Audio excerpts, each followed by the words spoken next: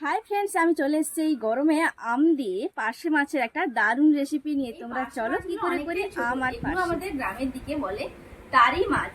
তোমরা কারা কারা এই মাছগুলো খেয়েছো তো কমেন্ট। মাছগুলোর ওপরে হলুদ আর লবণ মাখিয়ে নেব। মিক্সিতে আমের টুকরোগুলো দিয়ে দেবো, 4টে কাঁচা লঙ্কা দিয়ে দেবো, সর্ষে দিয়ে দেবো, পেস্ট করে নিয়েছি। এবার মাছগুলোর ওপরে বাটা মশলা দিয়ে দেবো, একটু সরিষার তেল, সবগুলো খুব সুন্দর করে মাখিয়ে নেবো। নেওয়ার পরে 10 মিনিট রেখে দেবো। কড়াই গরম হয়ে গেছে, সরিষার তেল দিয়ে দেবো, সরিষা। এবারে মাছগুলো দিয়ে দেবো। মশলাটা ভাজা হয়ে গেলে আর মাছটা এরকম অবস্থায় চলে এলে উপর থেকে মিশিয়ে দেওয়া জল দিয়ে দেবো। গ্রেভিটাও ফুটে উঠলে চিনি দিয়ে দেবো উপর থেকে। মাছে লবণ দেওয়া ছিল আর অল্প পরিমাণে লবণ দিয়ে দেবো।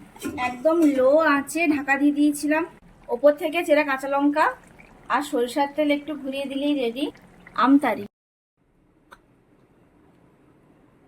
এই গরমে দুপুরের মেনুতে যদি এরকম কুচো মাছের আমটক থাকে তাহলে তো লাঞ্চটা জাস্ট